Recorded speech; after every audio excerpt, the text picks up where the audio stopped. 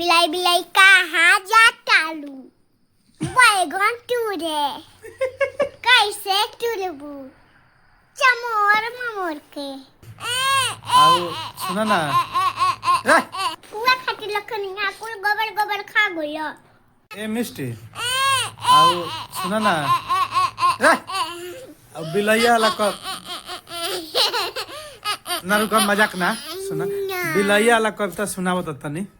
बिलाई बिलाई कहाँ जाता लू बैगन टूरे कैसे टूरबू चमोर ममोर के कैसे ले जेबू डुगुला के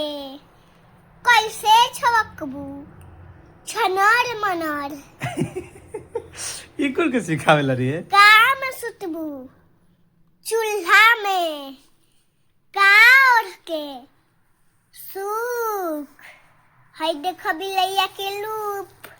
मिस्टी का हमनी के वीडियो बनाइला जानू हाँ दादी और मम्मी पर हाँ तू कहेलू नु कि पापा मम्मी नु दादी के शिकायत करतली है चाहे कोनो वीडियो में कहेलू कि दादी नु मम्मी के शिकायत करतली है तो ढेर लोग ई कमेंट करता कि मिस्टी साचहू के तहार मम्मी या दादी झगड़ा करेली लोग तो तू बतावो कि सच बात हो कि झूठ बात हो हमने के कॉमेडी बनाई जा सरसों के झगड़ा ना होला मम्मी और दादी सचो में झगड़ा करेली लोग ना हमनी के का करेला जा वीडियो बनावेला जा पढ़ीला जा ए बेरा मीडिया वाला इलाहन माइक लेके तो बोलनी है क्या पूछो तलान मीडिया वाला है बेरा